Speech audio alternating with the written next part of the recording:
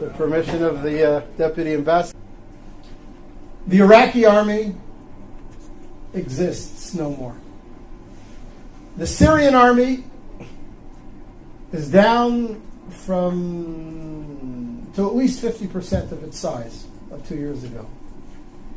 The Egyptian army, all of its 14 divisions, maybe 7 are in any way active, not corroded, corrupt, falling apart.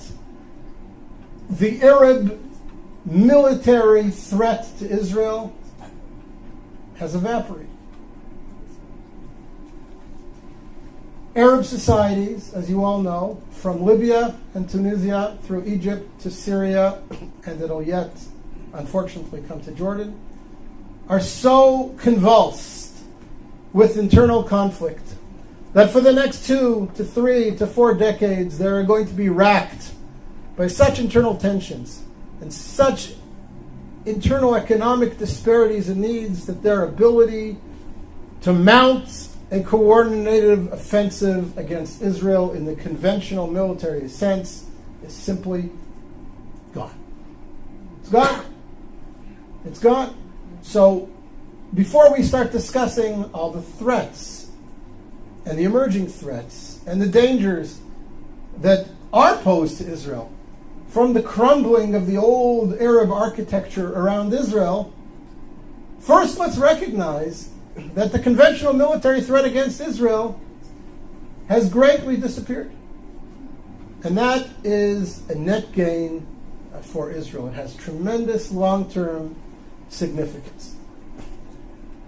Now, we all know that there are new threats emerging. What was the authoritarian control over countries like Egypt, where the security services had penetrated every element in society. You couldn't burp, you couldn't breathe, you couldn't blow your nose without somebody in the security services knowing about it. That's all gone. Morsi doesn't have control over the streets of Cairo, never mind the sands of Sinai, and whoever emerges as the leader or one of the leaders in Syria towards the future will never have the same authoritarian control over the country that Assad's mukhabarat, his security services, had. So that creates potential for great conflict. We all know about the threat of weapon stocks, missiles spreading all over, new weapon systems coming into the region, whether it be from Iran or from Russia. All these pose security threats to Israel that Israel will have to deal with in the coming years and perhaps decades. But the conventional military threat, the Israeli fear that the combined armies of Egypt, Iraq, Syria are going to mount a coordinated offensive like they did in the Yom Kippur War against Israel, that's gone. That's gone, thank God, it's gone. And therefore I say to you, again, Israel is winning.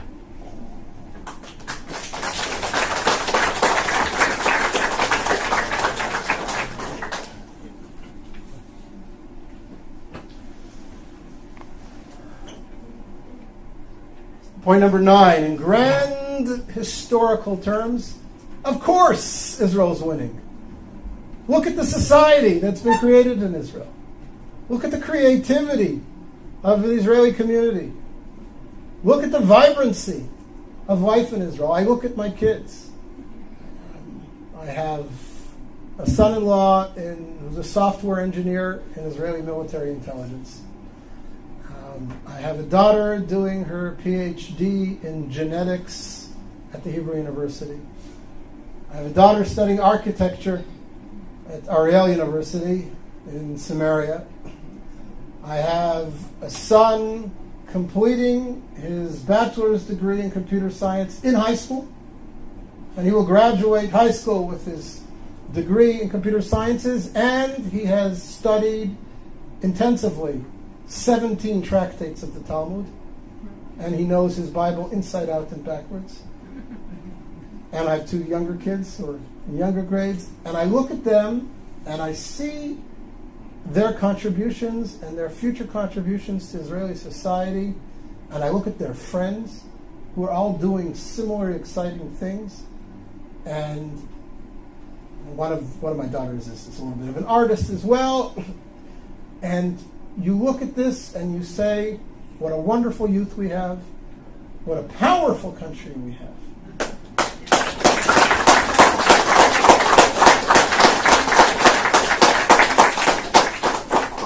And I don't say this to gloat or to be racist, but it's important for us in terms of perspective to ask, what creative contributions has the Islamic Arab world around us made to the world over the last 100 years?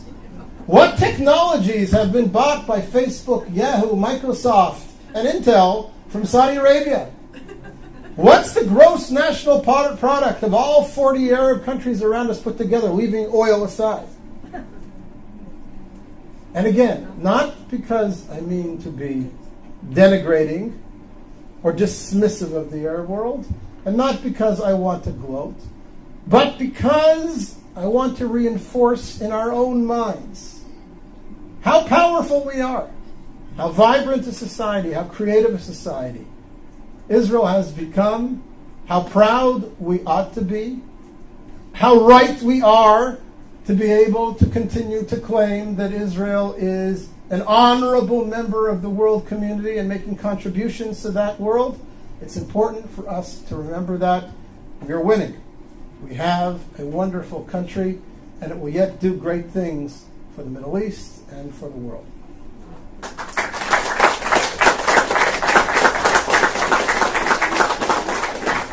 And I forgot.